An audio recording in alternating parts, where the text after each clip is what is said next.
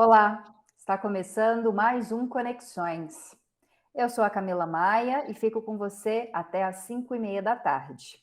Sou uma mulher de pele clara, cis, com cabelos escuros e lisos abaixo dos ombros, olhos também escuros. Estou vestindo uma roupa cinza e sentada na redação da TV UFG. Atrás de mim, alguns computadores, mesas e cadeiras. Quem faz a interpretação para Libras nesse bloco é o Diogo Marques, integrante do Labitave. O Diogo se descreve como um homem de pele parda, com cabelos e olhos castanhos escuros. Olá, Diogo, muito obrigada pela sua presença. Bom, antes de começarmos a nossa discussão de hoje, só te relembrar os nossos canais da TV UFG. Você pode nos assistir pela TV, no 15.1 do Sinal Aberto, no 21 da NET Goiânia, também pelo site da TV UFG, que você está vendo aqui embaixo, tvufg.org.br, ou pelo nosso aplicativo. Se você tiver um celular com modelo Android, é só procurar por TV UFG na sua loja virtual, baixar o aplicativo e nos assistir. Além, claro, de mandar mensagem para a gente sempre que você quiser. Agora sim, eu parto para o nosso assunto de hoje, que é o Abril Vermelho. Nesse mês, o Movimento dos Trabalhadores Sem Terra realiza a Jornada Nacional de Lutas em Defesa da Reforma Agrária, que é conhecida popularmente como Abril Vermelho. Durante o mês são realizadas atividades em todo o país para fortalecer e reafirmar a centralidade da luta pela terra e a importância de implantar uma reforma agrária no nosso país.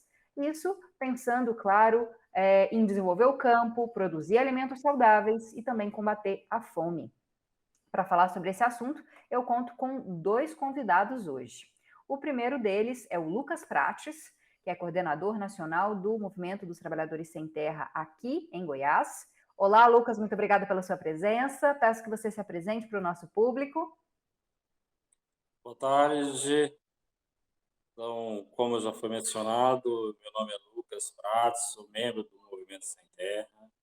Hoje, atualmente, atuo na tarefa da direção nacional do movimento pelo estado de Goiás. É um prazer estar com vocês aqui nesse debate, nesse momento. Então, cumprimentar cada um participante e todos os ouvintes. Lucas, você pode fazer uma descrição física sua bem rapidinha para o nosso público cego de baixa visão, por favor? Então, eu sou, claro, sou um homem de pele clara, porém um pouco desgastada também pelo tempo, pela luta, né, do trabalho, né, a questão do processo da produção de alimento, mas já sou um homem de 53 anos, tenho cabelos brancos, tenho 1,69 m de altura, então não tenho uma grande estatura e peso 76 quilos. Uhum. E você está usando o boné do Do, MST, né? do MST. Esse aqui é o boné do MST, boné que nos símbolo da organização que traz aí essa questão e os elementos fundamentais da nossa simbologia desse movimento sem terra. Tá certo. Nosso outro entrevistado é o Elias D'Angelo, superintendente regional do Instituto Nacional de Colonização e Reforma Agrária, o INCRA, em Goiás. Muito obrigada pela sua presença, Elias. É um prazer poder contar com você aqui. Também peço para você se apresentar para o nosso público. Elias, só pode abrir o microfone para a gente, que a gente às vezes esquece, né? Desculpa, é verdade. Sem Boa problema. tarde, Camila, Lucas, Diogo, o Carlos, né? É uma satisfação poder estar aqui. Eu também sou agricultor familiar, sou um assentado da reforma agrária, né? Fui dirigente sindical, hoje estou nomeado, apesar de não ter tomado posse ainda, como superintendente do INCRA Goiás. Já tenho 54 anos, já tenho cabelos grisalhos, cortado socialmente, eu gosto dele assim, uso óculos, estou usando aqui um fone de ouvido, né? Estou de terno, porque às vezes a ocasião exige, e é uma satisfação. Eu sou claro, sou de pele clara também, moreno claro, né? E é uma satisfação poder estar aqui com você, falando com os ouvintes e com os telespectadores. Tá certo, Elias. Vou começar primeiro com o Lucas, depois passo a palavra para você, para a gente primeiro fazer uma abordagem bem inicial para o nosso público que muitas vezes está ouvindo essa palavra pela primeira vez, nesse termo, né, Abril Vermelho. Lucas, queria que você explicasse para a gente, né, o que é o Abril Vermelho, essa jornada, né, de lutas pela terra, pela reforma agrária. Eu sei que é um marco importante, mas muito triste, né, da nossa história, que ocorreu em abril e que acabou marcando, né, um momento da gente voltar a atenção para a luta pela terra no país. Então, boa tarde de novo. Pois, o Abril Vermelho, na verdade, o nome Abril Vermelho, quem constituiu ele desse nome foi a própria burguesia, não foi nem o próprio MST. Você vê a ironia do destino, a própria burguesia dá as lutas do movimento, a mobilização do MST no mês de abril como Abril Vermelho. Então, isso vem, a sociedade comprou essa ideia e coloca esse elemento, é fundamental, né, porque ajuda a fortalecer o processo da luta também, mesmo que vem do lado contrário, oposto, né? Mas nós tratamos o 17 de abril especialmente como a luta internacional das causas da terra, dos trabalhadores, da justiça, né? De reparação de danos, de fato, né? E quando nós falamos do massacre de Eldorado dos Carajás, nós não podemos, de maneira nenhuma, negar que houve uma arbitrariedade, uma ação do governo, da milícia armada, para deter trabalhadores, né? São trabalhadores que estariam no seu legítimo ato, né, de defesa da terra, onde estariam fazendo uma marcha, né, uma negociação com o governo paraense, porém foram interceptadas essa marcha no meio do caminho, onde que a polícia e a milícia armada não dialogaram com as famílias, já foram só disparando, né, e assassinando trabalhadores. Então, um crime brutal no período do governo Fernando Henrique, hoje se completa 27 anos, né, desse massacre.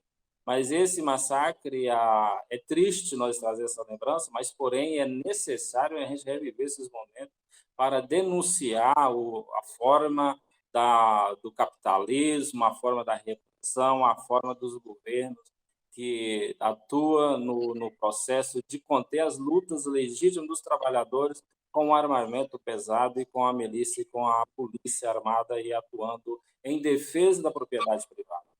Então, quando nós falamos do Abril Vermelho, e esse Abril Vermelho, por exemplo, hoje, talvez alguém pode falar, mas hoje o MST fez uma retomada de lutas no país, no governo popular, no governo Lula, mas não podemos esquecer que o MST, no governo bolsonarista, no governo do Bolsonaro, nós fizemos mais de 159 ocupação de latifúndio de prédios públicos e passamos 580 dias na vigília, aonde nós estávamos acampados e defendendo a inocência do presidente Lula, que estava ali preso no Paraná. Então, o movimento, e também não podemos esquecer, e isso tem que ficar claro, principalmente para aqueles que dizem que o movimento parou por esse momento, é que no período que houve a intensificação da epidemia da Covid, o MST, com a sua produção de acampados, de assentados, das suas cooperativas, doou mais de 10.000 caminhões de alimentos saudáveis, da luta pela terra, da produção saudável de alimentos. Então, tem que ressaltar isso.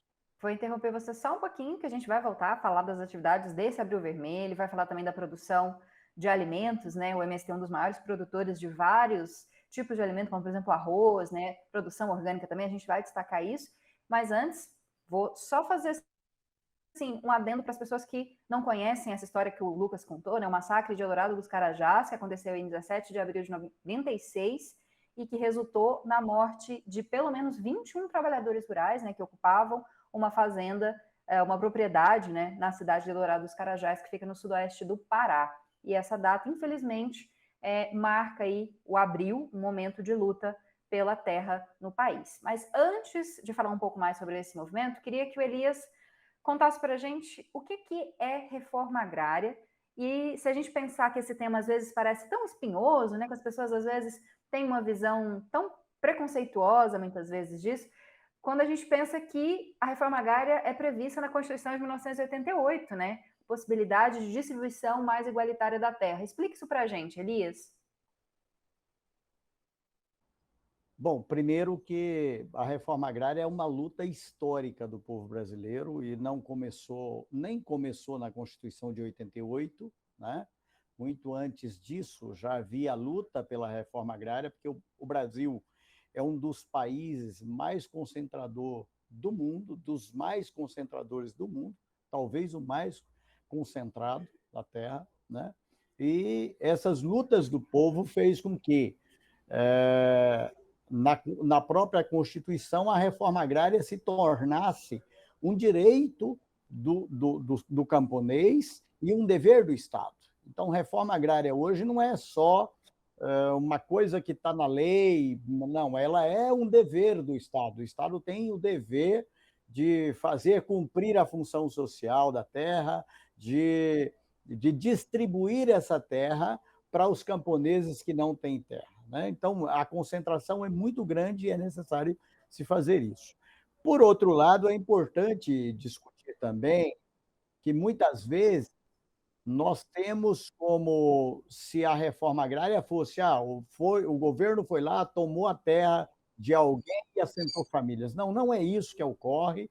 Essas terras são vistoriadas, constatadas a sua improdutividade ou a falta do cumprimento da função social, o governo desapropria essa terra, paga por ela e assenta as famílias. E essas famílias, por sua vez, também no tempo certo vai pagar essa terra e serem titulados para que essa terra seja sua. Então, não é tomada a terra de ninguém, não existe isso, isso são falácias que não existem, né? E é importante dizer aqui que a reforma agrária ela só acontece porque há uma pressão social importante e que os agricultores familiares, aí é preciso colocar isso aqui muito claro, os agricultores familiares são os verdadeiros produtores de alimentos que vão na nossa mesa. Mais de 70% dos alimentos que vão na nossa mesa é produzido pela agricultura familiar. Então, distribuir terra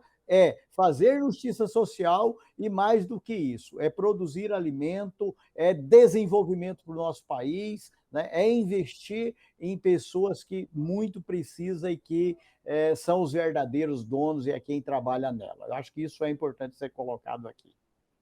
Bom, Lucas, o Elias destacou a questão histórica, né, da luta pela terra no Brasil, e a importância dos trabalhadores rurais para essa luta, e é bom a gente dizer o que é o MST, né? O MST surge dessa luta pela reforma agrária, luta pelo direito à terra, pelo direito da qualidade de vida dos trabalhadores, trabalhadoras da terra. Conta um pouquinho para a gente o que é o MST e o que o MST faz. O Movimento Sem Terra, o MST, da sua origem, ele nasce, de fato, oriundo e herdeiro das lutas, né, dos trabalhadores e das trabalhadoras, né? Nós podemos pegar aí na década de 40 e de 50, várias organizações antes da própria ditadura surgiam muito fortemente, às vezes mais localizadas, mas são organizações que faziam a luta já pela terra e pelo direito dos trabalhadores. Então, uma dessas organizações era as Ligas Camponesas, né? As Ligas Camponesas tinham uma organização muito bem assim estruturada e foi as Ligas Camponesas, ela dá ênfase para grandes organizações surgir a partir de então. O MST surge na década de 80, mas porém nesse contexto aí da ditadura brasileira, né? E o MST surge com o propósito de fato fazer a luta pela terra. E o ideal do movimento, o movimento chegou a uma conclusão quando estava se surgindo, foi construindo a organização a nível nacional, que não poderia ser localizado, né? Tinha que ser um movimento a nível nacional para, de fato, ter mais resistência e possibilidade de enfrentar todo o modelo econômico, enfrentar o próprio governo e também contrapor esse processo, né, da própria ditadura. Então, o movimento nasce num contexto, nesse mesmo contexto, nascem outras organizações, eu cito aí, por exemplo, a CPT, eu cito aí, por exemplo, o próprio Partido dos Trabalhadores, que nasce nesse contexto histórico, e isso vai se tomando corpo, né? A partir de então, o movimento passa a pensar não só a luta pela terra. Ao pensar a luta pela terra, é preciso pensar a forma de distribuição da terra com condições das pessoas viverem na terra, da terra, né? E elas poderem ter uma vida digna, né?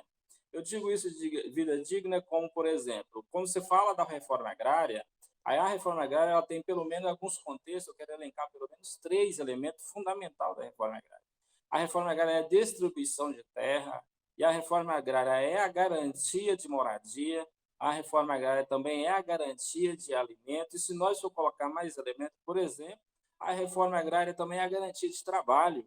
Nós olhamos nas grandes periferias da cidade, onde as pessoas vivem sem moradia, as pessoas vivem sem trabalho, as pessoas vivem sem renda e as pessoas vivem sem alimento. Então, é um dever do Estado cumprir a reforma agrária, porém, é um dever nosso, movimentos sociais, forçar a luta para que o governo possa ter condições de poder dar canetada, apropriação de áreas e dar as condições para que as famílias se assentem e ali elas possam potencializar a produção, potencializar a educação, potencializar a cultura e assim por diante. Tem muitos elementos que são potencializados a partir de que as famílias estão fixadas no campo e famílias que estão ali voltadas para esse processo da reforma agrária. Porém, é necessário, importante dizer que o movimento luta, sim, pela terra, o movimento luta, sim, pela transformação da sociedade. O movimento luta por esses direitos dos trabalhadores. E a gente não vai arredar o pé enquanto tiver um sem terra, enquanto tiver um latifúndio nesse Brasil, o movimento está firme e vivo para lutar por esses direitos. Não dá para admitir que 1% da população tenha mais de 50% do consumo ou a concentração da terra. É 1% da população que tem mais de 50% da concentração da terra. Então, é muita terra concentrada na mão de poucos. E tem muitos que precisam da terra para trabalhar, para tirar sua sobrevivência. Então, o movimento luta especificamente pela vida, né? Pelo pão, pela condição das pessoas, pelo trabalho, pela sua dignidade. Então, quando você chega num assentamento que tem uma família assentada, você vê que ela é digna à luta. Ela vai relatar para nós como que ela é grata ao período da luta, porque ela saiu de uma vida, e aí você veio uma vida submissa do sistema, da onde ela teria que viver, às vezes, mais de algumas doações ou de algo parecido do que da sua própria dignidade. Aí você vê elas falar a dignidade da vida delas, apresentar aquilo que ela produziu ali, a partir de que ela teve a conquista de um pedaço de chão. Então, está mais do que provado que a distribuição de terra é distribuição de renda e a distribuição de dignidade, distribuição de alimento e a distribuição de trabalho.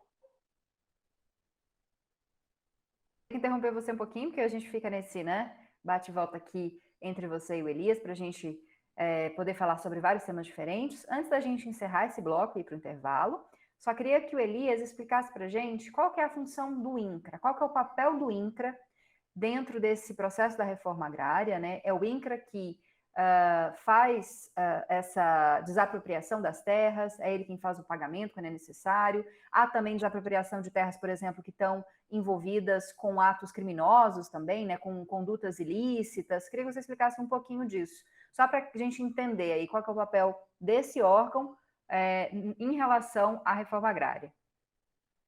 Bom, vou me ater aqui à questão da reforma agrária. O INCRA ele tem o dever de aferir a produtividade e o cumprimento da função social da terra, né?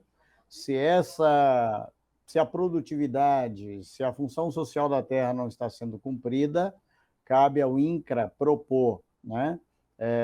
Declarar isso, essa terra improdutiva.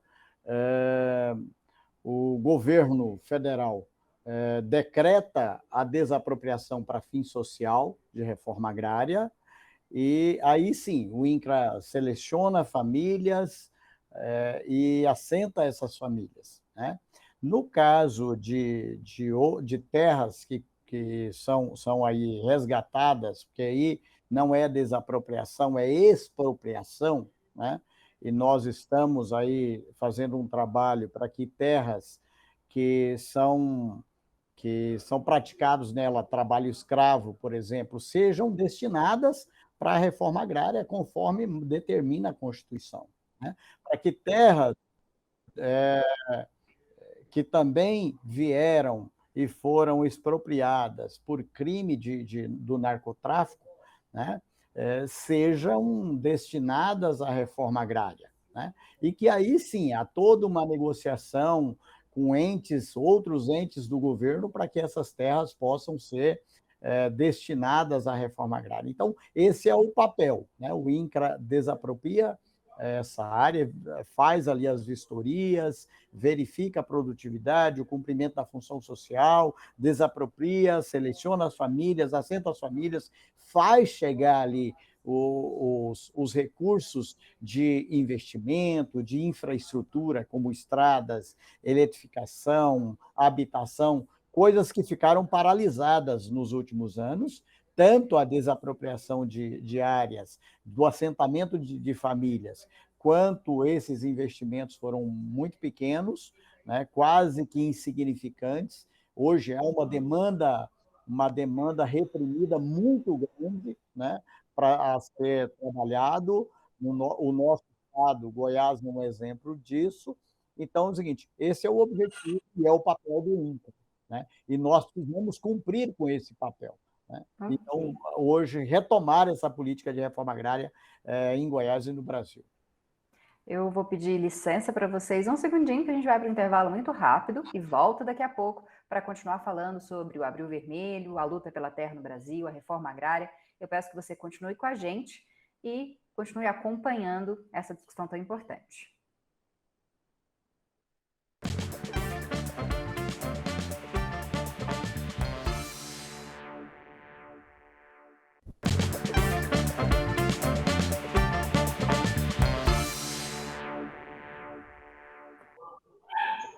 Estamos de volta com Conexões de hoje, que fala sobre o Abril Vermelho, que é a jornada de lutas, né, pela reforma agrária, a Jornada Nacional de Lutas em Defesa da Reforma Agrária, promovida pelo Movimento dos Trabalhadores Sem Terra.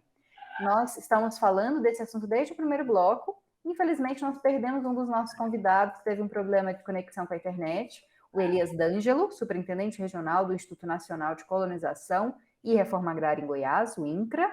Ele estava conosco explicando essas questões e também o trabalho do INCRA, mas agora nós vamos finalizar nossa conversa com o nosso outro convidado, que é o Lucas Prates, coordenador nacional do MST em Goiás. E nesse bloco, quem faz a interpretação para Libras também é o Diogo Marques. Bom, Lucas, queria que você destacasse para a gente, você já falou um pouco no bloco passado, da importância da reforma agrária, da distribuição de terras, para o desenvolvimento, né, do campo, para a melhoria de vida da população que trabalha no campo, para a produção de alimentos saudáveis. A gente sabe que a produção dos alimentos no Brasil, grande parte é feita pelos trabalhadores, né, pequenos camponeses. Queria que você destacasse um pouco mais disso, né, a relevância da gente pensar nesse movimento, pensar na reforma agrária e também, mesmo que a gente não faça parte desse movimento, que a gente apoie essa causa.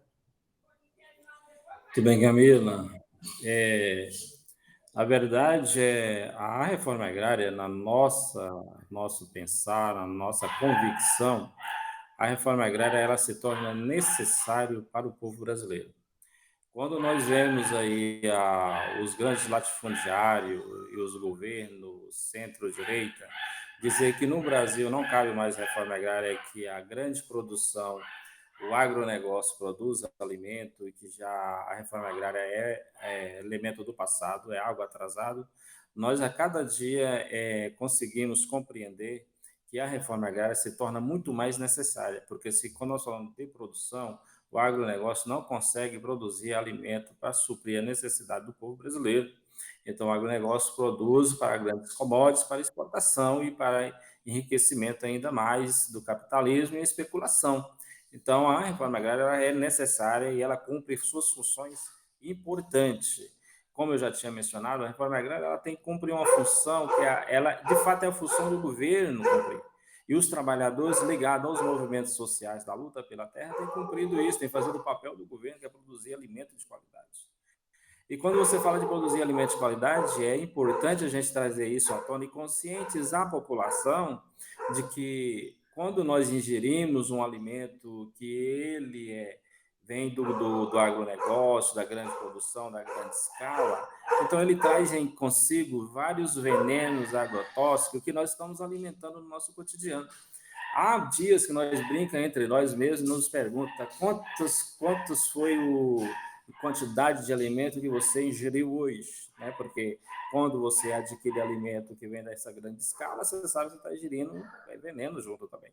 E o câncer, por exemplo, já é constatado cientificamente que é através da alimentação.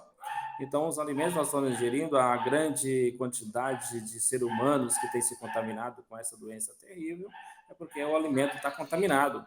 E nós fazemos a defesa da agroecologia, a defesa do solo, da mãe terra, a defesa da natureza, do meio ambiente, a defesa das nascentes do agronegócio, que é a grande exploração e produção de grão para exportação. Ela mata as nascentes, destrói a natureza e algo também muito grave, que é o trabalho escravo, né? Ultimamente tem dados aí assustadores, né? Das grandes propriedades usar a mão de obra escrava. Então, isso é um dado que nós temos que trazer, fazer a denúncia. Lucas, desculpa te interromper, mas só para a gente fazer um paralelo, a gente até discutiu o trabalho escravo aqui recentemente. Se houvesse uma divisão mais igualitária da propriedade rural no país, se houvesse mais oportunidade de trabalho no campo, essas pessoas que muitas vezes são vítimas do trabalho escravo, elas poderiam não precisar se submeter a esse tipo de emprego, às vezes inseguro, a uma proposta em outro estado, que muitas vezes, infelizmente, acaba sendo um tipo de trabalho análogo à escravidão, né? Se houvesse uma distribuição melhor da terra, isso poderia ser evitado ou pelo menos reduzido no país? Camila, sem dúvida nenhuma. Sem dúvida nenhuma, o trabalho escravo, se você distribui a terra, você compartilha o processo da terra e ela esteja na mão dos trabalhadores, não há trabalho escravo. O trabalho escravo é exatamente por causa da concentração da terra e a concentração do capital. Então, aí você une as duas concentrações e para se concentrar, precisa explorar a mão de obra. Então, a riqueza vem através da mão de obra. Então, a mão de obra explorada, o trabalhador hoje escravizado nas grandes propriedades, se ele estivesse hoje trabalhando e vivendo em cima de um lote de reforma agrária, ele estaria com uma vida muito melhor, ele estaria sobrevivendo melhor, trabalhando para si, produzindo para se alimentar e produzindo para também comercializar. Então, isso também ajuda o comércio local do município onde tem um assentamento. Só para você ter uma noção, vou pegar como parâmetro aqui o assentamento onde eu estou hoje. Eu estou num assentamento popular nosso, do Movimento Sem Terra. Cheguei aqui naquele horário, por isso que eu atrasei, mas esse assentamento aqui era um assentamento, era uma área rural onde tinha exploração da mão de obra, o escravismo, o desmatamento ilegal, e uma pessoa explorava isso. Hoje, aqui tem 56 famílias que vivem daqui. Olha só a diferença, que a terra é distribuída nessas 56 famílias, onde elas produzem alimentos de qualidade e sobrevivem muito bem.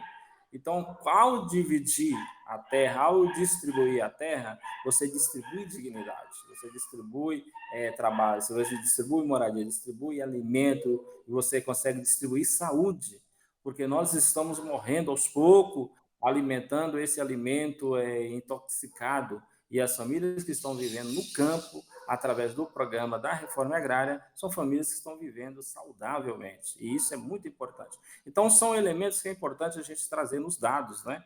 Porque se você distribui a terra, você distribui tudo isso. Então, isso é trabalho escravo. E não há desmatamento, não há também a questão do envenenamento da terra, o envenenamento do solo, do subsolo. Então, tudo isso se evita. Então, esse é um programa que, com cada dia que você debate ele, você entende que ele dá certo. E você tem a convicção. Lucas, para a gente finalizar, só explica para a gente o que está previsto, né, nesse mês da jornada. Geralmente, a gente vê divulgado as ações que são mais voltadas para a questão de ocupação, né? Ocupação de sedes do INCRA em alguns locais do país, ocupação de terras que são consideradas improdutivas, mas, além disso, há outras movimentações. Queria que você falasse um pouquinho também disso, né, para que as pessoas compreendam qual que é o trabalho do MST durante esse mês de abril, não só, né, no mês de abril, mas para divulgar essa causa e também para conscientizar as pessoas sobre a importância da distribuição de terra no país. Então, Karina, nesse mês, nós tiramos como parâmetro a nível nacional a gente fazer grandes mobilizações. O que é grandes mobilizações? O que nós tangemos com o elemento é que nós poderíamos fazer tanto a ocupação do latifúndio, né, onde que nós tínhamos a possibilidade de fazer a ocupação do latifúndio com condições de a gente dialogar a questão da desapropriação daquela área, que são as áreas do atual sistema escravista, análogo, a área da União, a área que tivesse nesse parâmetro. Então, a gente dialogou sobre isso. Outros elementos é que nós iríamos fazer grandes pressões nos INCRA, evidente, porque até então a maioria dos INCRAs estaria ainda com o superintendente que foi nomeado pelo governo Bolsonaro.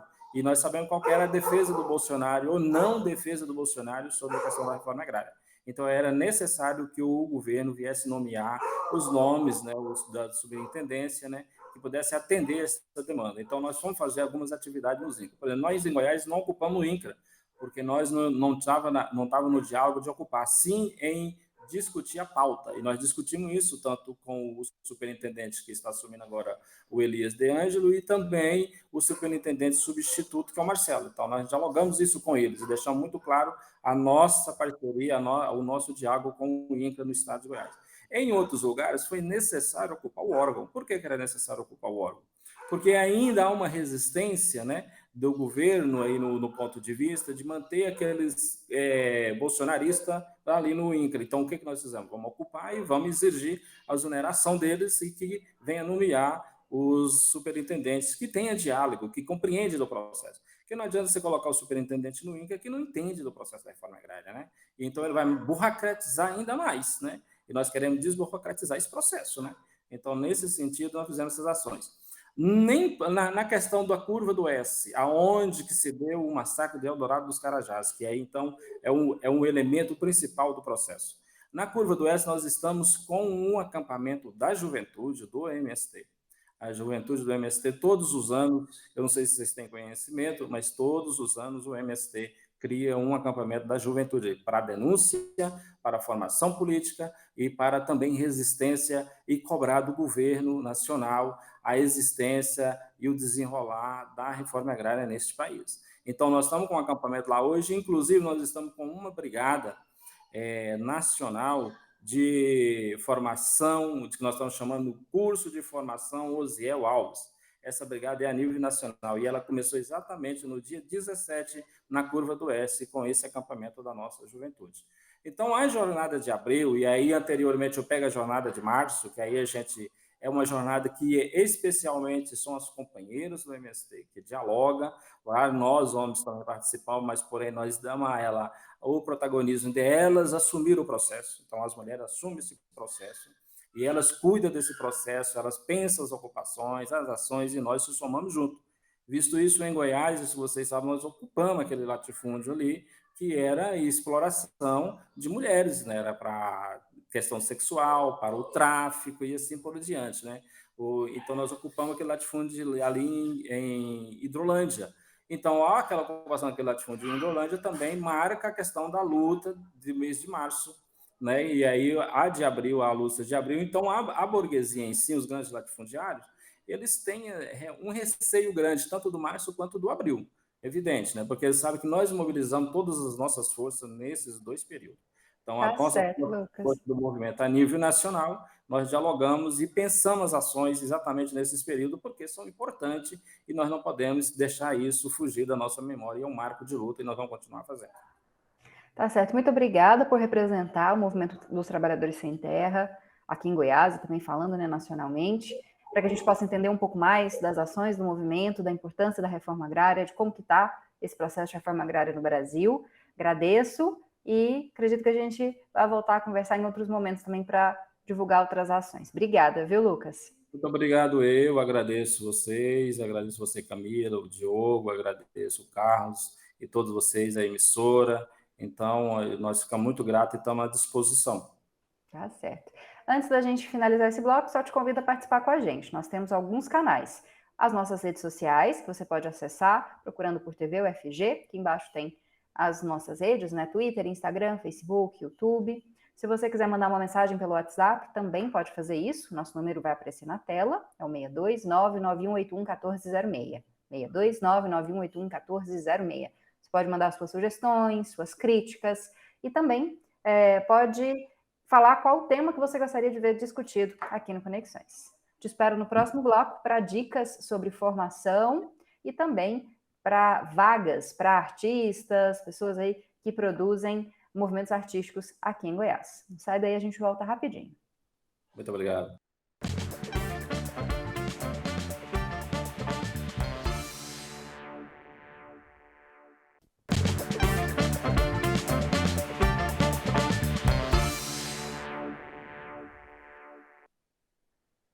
Estamos de volta com Conexões de hoje e esse bloco é recheado de dicas para você. A primeira delas é que estão abertas as inscrições para a seleção de espetáculos e oficinas que vão participar da 18ª edição da Mostra de Teatro Nacional de Porangatu, o Tempo. Para se inscrever é necessário acessar o site que aparece aqui na tela, mostratempo.cultura.go.gov.br. Longo, né? Vou repetir, destacando que tempo é com N, tá bom? mostratempo.cultura.go.gov.br. As inscrições podem ser feitas até o dia 23 de abril, o prazo está acabando, então não se esqueça se você quiser participar dessa seleção. E serão selecionadas 10 apresentações de espetáculos cênicos, de artistas ou grupos goianos. E também 3 oficinas de teatro, circo ou dança, destinadas a adultos e crianças. O valor que é destinado a essas iniciativas varia de 15 a 20 mil reais. O tempo será realizado entre os dias 1º e 4 de junho, lá em Porangatu. A próxima dica é para quem faz cinema. Estão abertas as inscrições para o edital, que vai escolher os profissionais que vão poder ministrar ações formativas durante a 24ª edição do FICA, que é o Festival Internacional de Cinema e Vídeo Ambiental. Essas inscrições se encerram no dia 28 de abril e devem ser feitas pelo site fica.go.gov.br, fica.go.gov.br. Há vagas para 5 profissionais com experiência na área de cinema e produção audiovisual, que vão realizar atividades formativas em minicursos ou oficinas e laboratórios de roteiro e projetos. Essas ações formativas, elas vão ocorrer de forma presencial lá na cidade de Goiás durante o festival. Podem se candidatar pessoas físicas ou jurídicas com atuação na área audiovisual que morem em qualquer lugar do Brasil e que tenham experiência de trabalho ou ensino nessas áreas definidas pelo edital. Para acessar o edital, para saber um pouco mais também, lembre de acessar o site, viu? A remuneração é de R$5 mil. E o FICA vai ser realizado entre 13 e 18 de junho, na cidade de Goiás. E a TV UFG vai estar lá, viu? Se você quiser conferir um pouquinho da programação do FICA, fique ligado aqui na TV UFG. E o Senac Goiás lançou um edital para oferta de cursos gratuitos pela cidade de Goiânia e também interior de Goiás. São cerca de 3 mil vagas no programa Senac de gratuidade, que contém 50 cursos livres e 5 cursos técnicos. Entre as cidades contempladas nesse edital estão Anápolis, Aparecida de Goiânia, Caldas Novas, Catalão, Mineiros, Ceres, Rio Verde, Itumbiara, Jataí, Lusiânia e Quirinópolis. Então, se você está em uma dessas cidades, né, pode conferir as vagas que são destinadas a pessoas de baixa renda, que são alunos matriculados ou egressos da educação básica e que tenham renda familiar mensal per capita, ou seja, a renda total da família dividida por cada uma das pessoas que mora na sua residência, né, que não ultrapasse 2 salários mínimos. As pessoas que podem se inscrever são aquelas que estão empregadas ou desempregadas. E o bom é que há turmas tanto presenciais quanto online, mas as aulas online são ao vivo, viu? Então tem que ficar atento aos horários em que elas são disponibilizadas. Para realizar a inscrição, você pode comparecer a uma das unidades do Senac ou então acessar o site. Vou até pedir para colocarem aqui de novo na tela o site desse programa, né, para oferecer cursos para que as pessoas de baixa renda possam acessar a educação. O site é o go.senac.br, go.senac.br. Procura pelo programa Senac de gratuidade. E é com essas dicas para que você das áreas artísticas, né, como teatro, cinema, e também você que quer qualificação profissional, possa aproveitar um pouquinho melhor, né, esse final de tarde. E assim eu me despeço de você. Peço que você continue acompanhando a programação da TV UFG, que tem sempre muita informação para você. E, claro, peço para que você acompanhe Conexões. Os nossos 2 horários são às quintas-feiras, 4:30 da tarde, e aos domingos, às 7 horas da manhã. Muito obrigada pela sua companhia e até o próximo programa. Tchau!